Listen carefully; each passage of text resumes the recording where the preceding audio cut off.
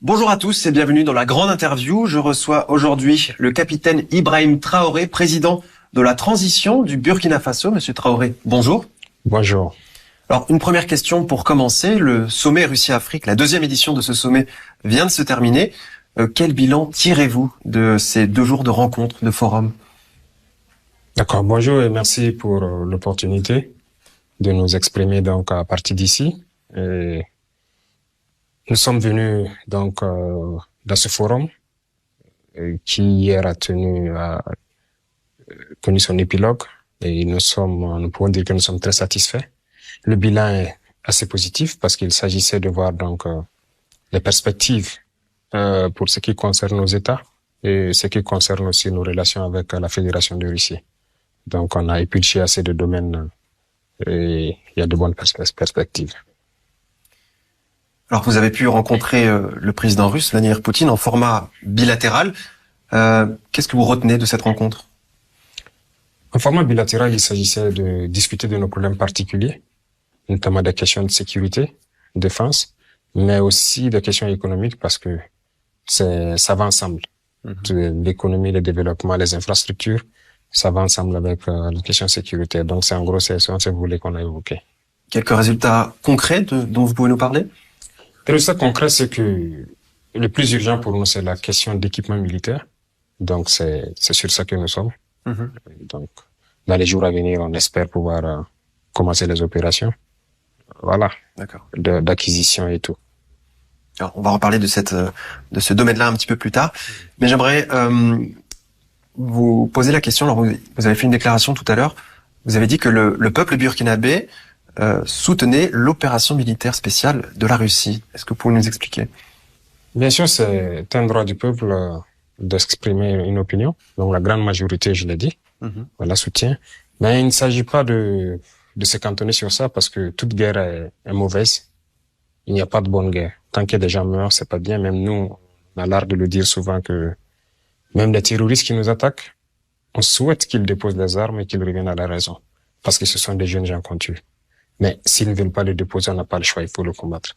Mais nous avons aussi un sentiment parce que le peuple burkinabé souffre assez depuis maintenant 8 ans.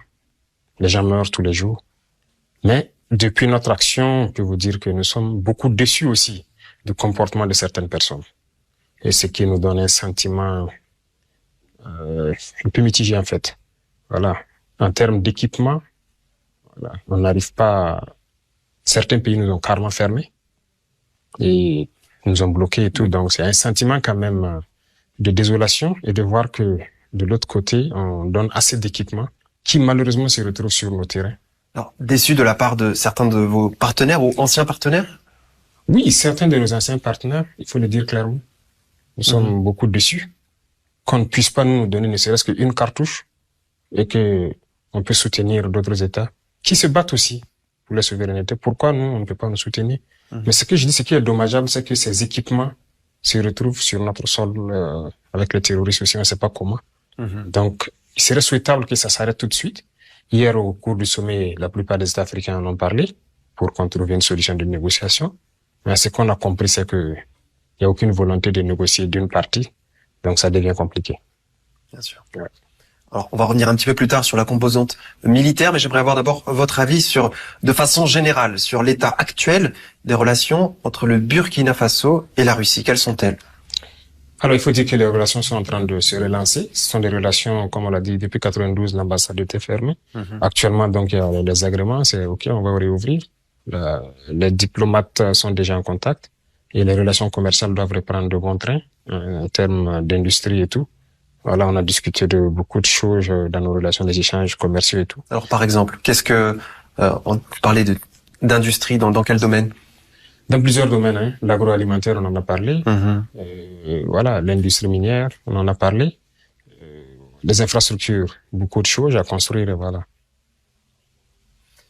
Alors, vous avez d'ailleurs qualifié la Russie de pays partenaire du Burkina Faso. Comment, alors, vous avez parlé de ces perspectives, mais comment cela peut-il se traduire concrètement? Le partenariat avec la Russie, c'est d'abord stratégique.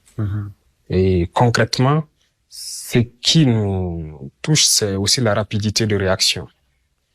D'abord, il faut reconnaître que la Russie se préoccupe de la situation humanitaire au Burkina. Il faut le dire. Elle a été l'un des États à nous envoyer à manger à nos déplacés internes. Voilà. Et ils ont annoncé encore hier qu'ils vont envoyer aux déplacés. C'est très bien que les gens se soucient, mais c'est pas tous les pays qui se soucient d'abord de nos populations. Et en plus de tout ça, en question de développement, on a quand même, il y a beaucoup d'accords qui sont en cours, beaucoup de mémorandums d'entente sont en train d'être signés, et on espère recevoir bientôt les investisseurs russes. Et voilà, les opérateurs économiques pour que les flux économiques puissent être plus rentables pour nous tous. Plus soutenu. Voilà. Et vous l'avez dit, la composante diplomatique est importante aussi. Le fait de rouvrir l'ambassade fera que les échanges seront simplifiés entre les deux pays. Bien sûr, c'est très important. Du moment que déjà on a beaucoup de compatriotes, la Russie compte augmenter le nombre de bourses dans divers domaines technologiques, scientifiques dans les universités. Les stagiaires burkinabés, il y en a déjà et le nombre va augmenter.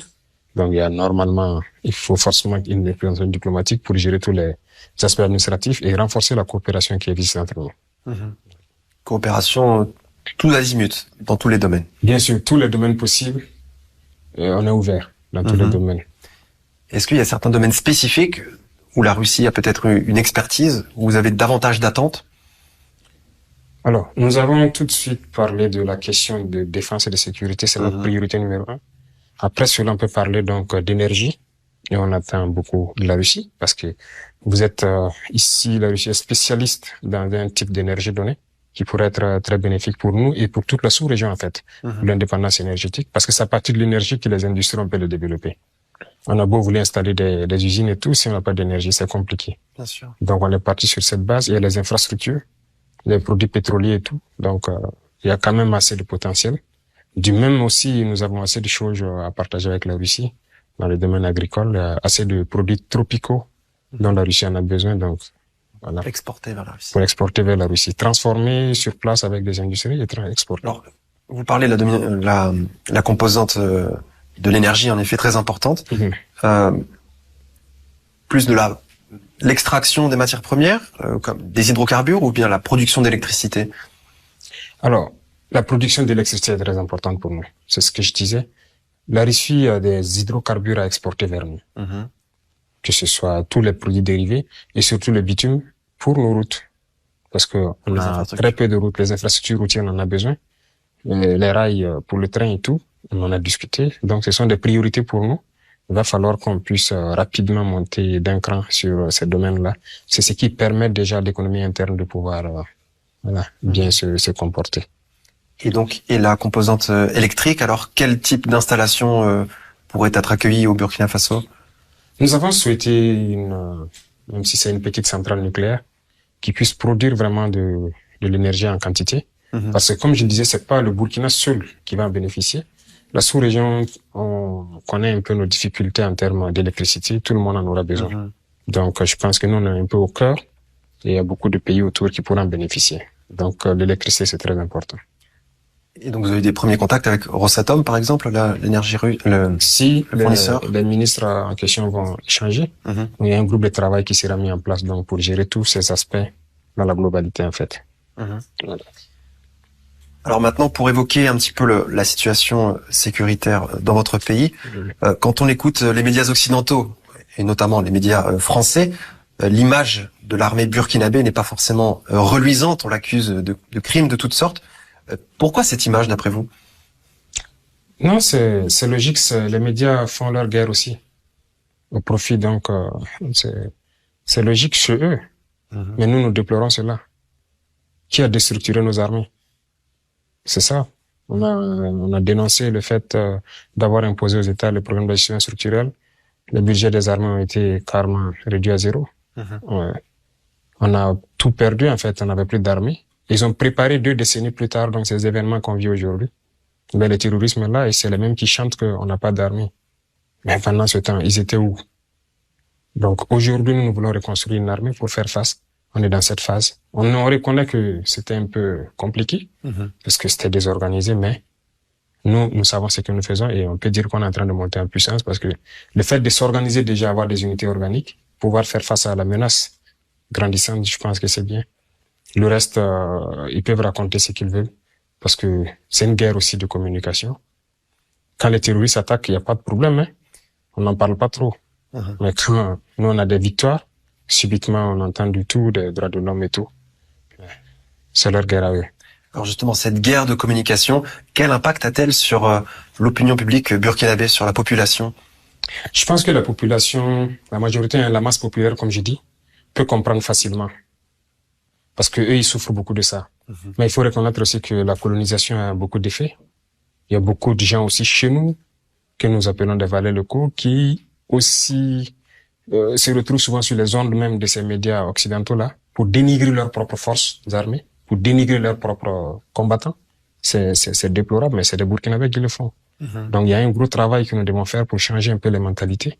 Voilà, ces mentalités coloniales qui existent toujours chez certains, qui sont prêts toujours à servir donc le maître, se comportent en esclave. Ça fait partie. En interne, au sein même du pays. Bien sûr, bien sûr. Il y en a au sein du pays qui appellent donc sur les médias occidentaux. Même certains reporters qui travaillent pour eux, bien qu'africains, savent bien ce qui se passe, mais ils racontent ce qu'ils veulent. Hein. C'est déplorable. Alors justement, en parlant de cette guerre de communication, de ce paysage médiatique, comment jugez-vous l'arrivée de médias russes, par exemple, en Afrique, qui donnent un point de vue alternatif? L'arrivée des médias russes, nous voulons des médias qui vont sortir la vérité de ce qui se passe. Alors, quand des gens, par exemple, nous traitent de ne pas respecter les droits de l'homme, je pense que le militaire, la première chose qu'il défend, c'est le droit à la vie. Parce qu'il se sacrifie pour permettre aux civils de vivre. Lorsque on sait qu'il y a la mort quelque part, le militaire y va. Il n'y a pas quelqu'un qui respecte mieux que les forces combattantes le droit à la vie. Donc, c'est le premier droit. Mais si les médias russes font sortir la vérité de cette guerre, ils sont les bienvenus. Ceux qui veulent mentir sur cette guerre, on ne va pas bien sûr s'entendre. Parce que l'objectif pour certains, c'est d'intoxiquer nos populations à se retourner contre nous. Et pour pouvoir, atteindre leurs objectifs clandestins. Donc, nous n'allons pas permettre cela. Et vous ne le permettez pas. Il y a des chaînes et des stations de radio qui arrêtent d'être émises. Bien sûr. Et ça va continuer tant qu'un média ne va pas se mettre dans le sens de la vérité. C'est pas seulement les médias occidentaux, même les médias nationaux. Je sais que certains seront censurés s'ils continuent dans une certaine lancée. C'est comme ça. Eux aussi le font. En Europe, lorsque quelque chose ne va pas avec leur assentiment, ils sanctionnent les médias, ils ferment les médias. Je pense que vous-même, vos médias sont fermés là-bas, c'est ça? Tout à fait. Voilà. Ils font leur propagande, mais on ne va pas permettre qu'on vienne faire la propagande chez nous. Donc, notre population a droit à l'information juste et on va passer ce que nous devons passer. D'accord. Alors, de façon plus concrète maintenant, est-ce que vous pouvez nous parler de la situation sécuritaire sur le terrain? Vous êtes un militaire, vous êtes un homme de terrain, justement. Alors, quelle est-elle aujourd'hui? La situation sécuritaire, elle est, comment je vais dire, on la contient. Parce que n'oubliez pas quelque chose, à un moment donné, certes, il y a un ascendant terrible sur l'ennemi. L'ennemi se rééquipe, on ne sait pas comment. Actuellement, nous rencontrons un certain type d'armement, un certain type de munitions. Voilà, on se demande d'où ça vient. Mais c'est ce que je dis, c'est déplorable peut-être que ça fuite de certaines zones de conflit jusqu'à chez nous. Donc, actuellement, nous sommes à la phase d'organisation et d'équipement. On peut dire qu'on a introduit la guerre parce qu'on attritionne l'ennemi. Mais la vraie guerre, le développement, ça va commencer bientôt. Alors, donc, justement, quelle sera cette deuxième phase? La deuxième phase sera intense, surtout au sol. Surtout au sol parce qu'il va falloir mettre pied dans les sanctuaires. Il va falloir déloger dans toutes les forêts où il se trouve et assurer maintenant une sécurité à partir d'une certaine ligne pour qu'il n'y ait pas d'infiltration et tout. Parce qu'aujourd'hui, il y a beaucoup de villages, comme je dis, qui avaient été, en fait, occupés ou une zone sous contrôle. Mais aujourd'hui, il n'y a pas cette zone au Burkina où l'armée ne peut pas se rendre. On va partir. Peu importe, il n'y a pas cette zone où on ne peut pas se rendre. Mais il s'agit de les neutraliser dans leur sanctuaire, ceux qui pourront fuir, quitter le territoire, de mettre un dispositif de surveillance pour les empêcher de pouvoir infiltrer notre territoire. Alors après, il y a ce problème de porosité entre les frontières de vos pays voisins. Et j'imagine que ces groupes terroristes jouent sur ça, se réfugier dans un pays voisin, le temps de, je sais pas, de se renforcer et revenir plus tard. Comment régler ce problème-là avec peut-être justement les autorités des pays voisins? Il faut qu'on soit audacieux. Voilà, c'est une guerre. Peut-être que si il n'y avait pas de mer extérieure, on avait carrément baissé la température. Mais comme il y a des mers extérieures, il faut qu'on soit audacieux. Quand je regarde, par exemple, de la Seconde Guerre mondiale jusqu'aujourd'hui, dans le conflit actuellement russo-ukrainien, il faut pouvoir faire des infrastructures qui puissent empêcher l'ennemi d'être mobile, de pouvoir traverser nos frontières. C'est des mesures physiques. Ça peut être des mesures passives. Par exemple, quand vous regardez la ligne de front actuellement en Russie-Ukraine, il y a des grosses fortifications, des tranchées, des dents de dragon, beaucoup de choses, beaucoup d'obstacles physiques qu'on peut mettre. Et au niveau des frontières. Bien sûr, on n'a pas le choix. On n'a pas le choix. Pendant la Seconde Guerre mondiale, les gens ont construit des murs anti. S'il le faut, on le fera. Et aussi associé à cela beaucoup d'autres moyens passifs. Mais toujours est-il qu'il faut empêcher, coûte que coûte, l'ennemi de pouvoir faire ce jeu. Et quelles sont vos relations actuelles avec les pays voisins qui souffrent des mêmes problèmes que le vôtre? Donc, les relations avec les pays voisins, avec la plupart, ça se passe plus ou moins bien. Avec le Mali, où on a la plus grande frontière, 1000 et quelques kilomètres, ça se passe très bien. Parce que on interopère. Il y a une communication. Oui, une très bonne communication. On rentre au Mali, les Maliens rentrent chez nous, il n'y a pas de problème. Avec le Niger aussi, on a connu des difficultés, il faut le dire. Mais on espère que ça sera résolu. Surtout en ce moment, oui. Oui, actuellement, avec la situation qui prévaut, tout est un peu flou. Mais on espère pouvoir reprendre rapidement les opérations là-bas parce qu'on a aussi une grande frontière. Mais avec les pays au sud aussi, il n'y a pas de problème, on opère. Oui. Alors vous avez parlé de la reconstruction de votre armée. Est-ce que vous avez des besoins spécifiques en équipement aujourd'hui? Bien sûr, on a des besoins spécifiques parce qu'il faut la moderniser, l'armée. Ça ne peut pas rester... La guerre doit nous réveiller, en fait. Voilà, on ne doit pas prendre ça pour s'apitoyer sur nous-mêmes. On doit prendre ça comme une mesure qui doit nous booster. Voilà, donc quand on regarde l'intensité, on apprend de nos échecs parce que c'est pas tous les jours qu'on gagne. Lorsqu'on perd, il faut faire rapidement un retour d'expérience. Qu'est-ce qui n'a pas marché? Qu'est-ce que l'ennemi a utilisé, ainsi de suite. Mais il faut s'équiper. Et je pense que c'est de ça qu'on discute avec la partie russe. Alors justement, vous avez émis le souhait de diversifier vos partenariats militaires. Aujourd'hui, quels sont-ils, ces partenaires militaires, avec qui? Oui, nous avons de nouveaux partenaires qu'on salue en tout cas au passage. On en a beaucoup. La Fédération de Russie, c'est un très bon partenaire. La Turquie, également, oui. C'est un très bon partenaire. La Chine, voilà. La dernière fois, je disais, nous ont même fait des dons. Voilà. L'Iran, la Corée du Nord, on a beaucoup de partenaires. D'accord. Voilà, qui nous appuient, qui nous donnent, en termes d'équipement, souvent des choses très intéressantes. Et on espère pouvoir, améliorer ce partenariat-là. Par exemple, est-ce que la composante aérienne est importante pour vous? Très importante. D'ailleurs, actuellement, c'est l'un des paramètres très importants pour nous parce que ce soit la surveillance, que ce soit l'attaque, le combat, voilà, la reconnaissance, voilà. C'est très important pour nous. Et on maximise quand même sur ça. Et de quoi disposez-vous à l'heure actuelle? Vous estimez que vos besoins sont remplis? Je vous ai dit qu'on va moderniser l'armée, on peut pas vous dire ce qu'on a, mais on prendra toujours plus. Parce qu'il faut se préparer à toute éventualité. Nous ne savons pas ce que l'ennemi aussi pourrait avoir. Alors, des élections qui sont prévues pour l'année 2024. Vous êtes président de la transition. La situation, vous avez bon espoir qu'elle puisse se stabiliser pour pouvoir maintenir ces élections à temps? Nous avons souhaité finir le plus vite. Malheureusement, on nous a pas facilité la tâche. Il faut le reconnaître. Voilà. Et comme je vous dis, on sent que il y a des mains extérieures qui arment l'ennemi, qui l'équipent de plus en plus. Voilà. Donc, notre espace est constamment violé. Ça, on ne cesse de le dire. On ne sait pas pourquoi des avions rentrent et atterrissent. Mais tout porte à croire que c'est une livraison logistique. Ça doit s'arrêter parce qu'on va passer à un autre camp. Et plus ceux-là qui demandent les élections compliquent la tâche, la guerre sera longue. Si on veut que la guerre s'arrête, il faut que, les gens arrêtent ce jeu, en fait. Donc, ça dépend d'eux.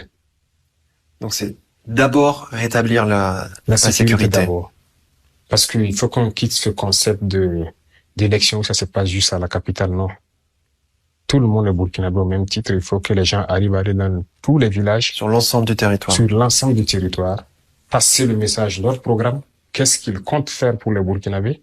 Et que les Burkinabés puissent choisir qui ils vont voter.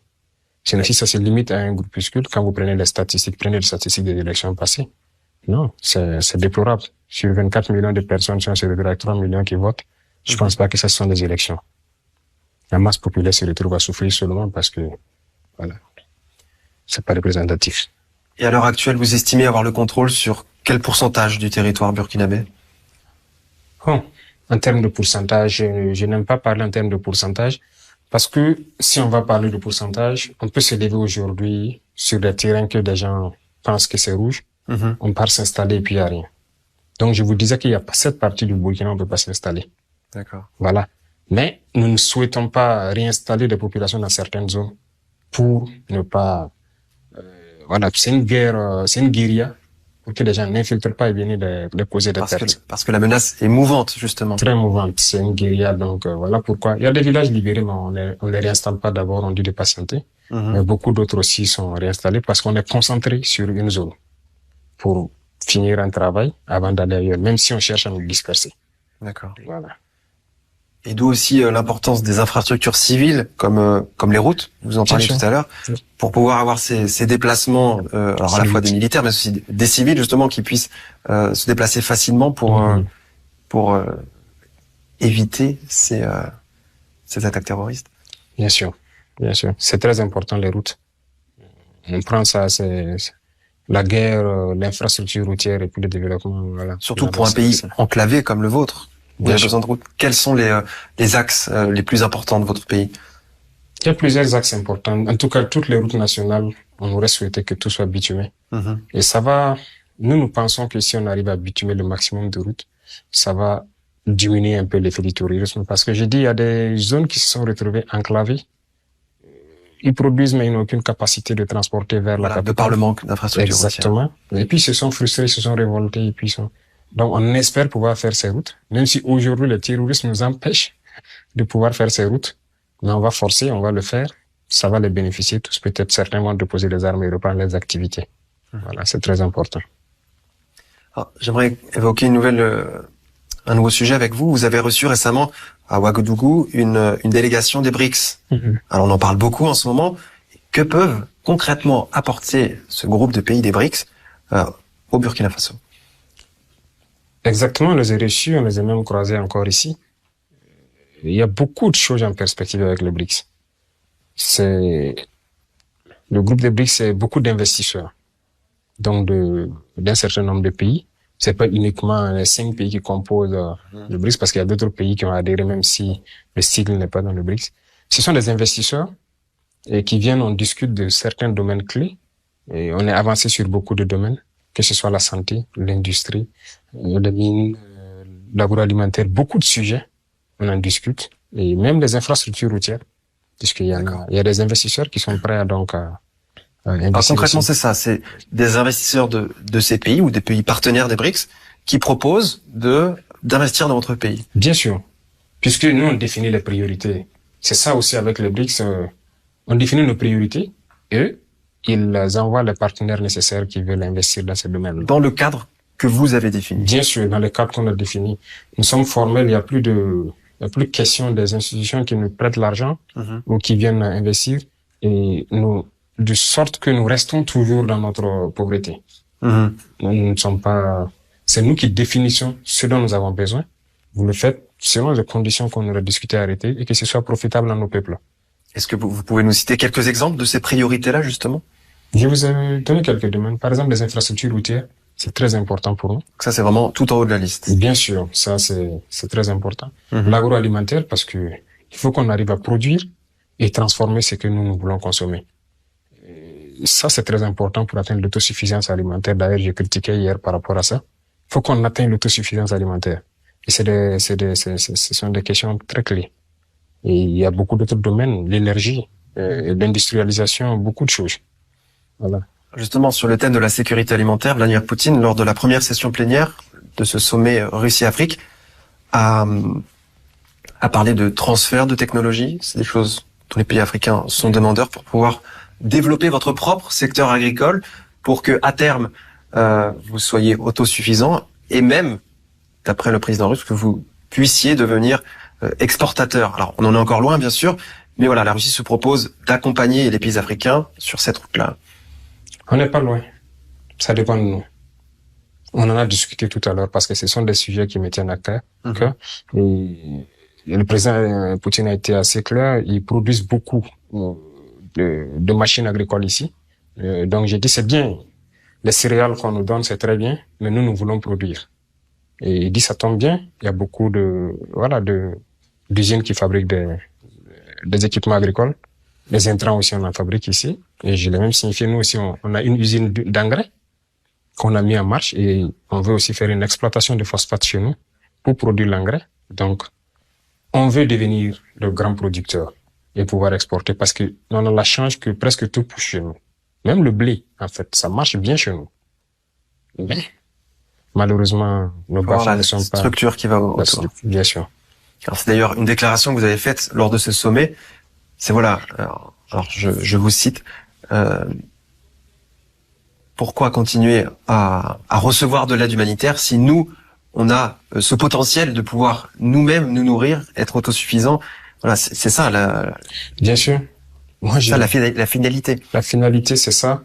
On ne veut pas, comme dirait le président capitaine Thomas Sankara, l'aide qui va nous aider à sortir de l'aide. On ne veut pas rester éternellement dans l'aide.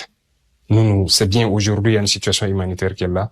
Les pays nous donnent, des vivres et tout. Mais nous voulons, tous ceux qui sont passés les chanceliers, on a toujours passé le temps de dire, nous voulons qu'on puisse nous donner plus. Parce qu'on veut produire. On ne veut pas continuer à recevoir des dons. Non, il faut qu'on mette notre population. C'est une forme de dépendance, au final. C'est une dépendance. Toutes ces ONG qui pullulent chez nous, c'est ça, en fait. C'est pour nous garder dans l'assistanat. La mendicité chronique, non. On ne peut pas continuer comme ça. Il faut remettre les gens au travail, il faut qu'on produise, il faut qu'on mécanise l'agriculture. On a assez de potentiel pour ça. Et d'ailleurs, tout au long de ce forum, c'est ce qu'on a entendu, les mots souveraineté, les mots partenariat gagnant-gagnant, c'est vraiment maintenant ce que souhaitent les pays africains. Oui, beaucoup de gens aussi le disent, mais il faut qu'on traduise ça. Dans les faits. Souveraineté, c'est bien.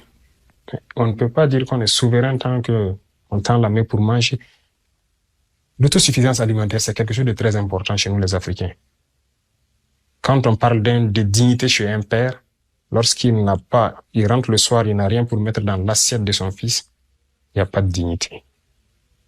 Parce que sa femme est capable de faire du n'importe quoi. Il n'y a pas de dignité tant que vous n'arrivez pas à vous nourrir. Et donc, si on dit souveraineté, il faut qu'on lutte pour qu'on soit autosuffisant. Donc, c'est le message que je voulais passer. Certes, on va nous donner, mais il faut qu'on soit autosuffisant. Donc, souveraineté, c'est bien. Partenariat gagnant-gagnant. On en parle, mais il faut qu'on définisse clairement les termes. Nous, par exemple, nous disons, nous ne voulons pas exporter nos produits bruts encore, non. Nous produisons du soja, du sésame, de l'arachide, tout ça c'est des produits oléagineux, mais nous ne voulons plus les exporter comme ça. On veut transformer et pouvoir exporter l'huile. On consomme et le surplus on exporte. Avec une valeur ajoutée. Bien sûr. Sinon, si on prend tout en brut, on exporte. Regardez notre noix de karité, comment c'est banalisé. C'est une ressource naturelle. Mais on exporte toutes les noix. Les autres transforment, même le chocolat de ça revient très cher. Les femmes, les produits cosmétiques et tout. Non, il faut qu'on arrête ça. On doit transformer. Très bien. Une question pour terminer. Qu'est-ce qu'on peut souhaiter aujourd'hui au Burkina Faso pour que son peuple soit enfin prospère? C'est qu'on peut souhaiter au Burkina. Je pense que pour tout le monde entier, il faut qu'on souhaite la paix d'abord. Que les peuples reviennent vivre en paix. Et on souhaite aussi que les gens ne s'ingèrent pas dans nos affaires. Parce que nous avons des capacités. Nous ne sommes pas à la traînée comme certains l'imaginent. On est capable de marcher seul. On n'a pas besoin qu'on nous tienne forcément la main. Si on demande de l'aide, aide-moi à franchir, oui. Mais il faut pas qu'on nous prenne chaque fois comme des enfants qui n'arrivent pas à marcher. Il faut les traîner la main pour leur montrer le chemin. On ne veut pas que les gens s'ingèrent dans nos affaires. Donc, c'est souhaiter la paix pour tous les peuples du monde et aussi souhaiter la non-ingérence, souhaiter que le Burkina soit vraiment souverain. Monsieur Traoré, merci d'avoir répondu à mes questions. Merci. Et merci à vous de nous avoir suivis. Afrique Média, le monde, c'est nous.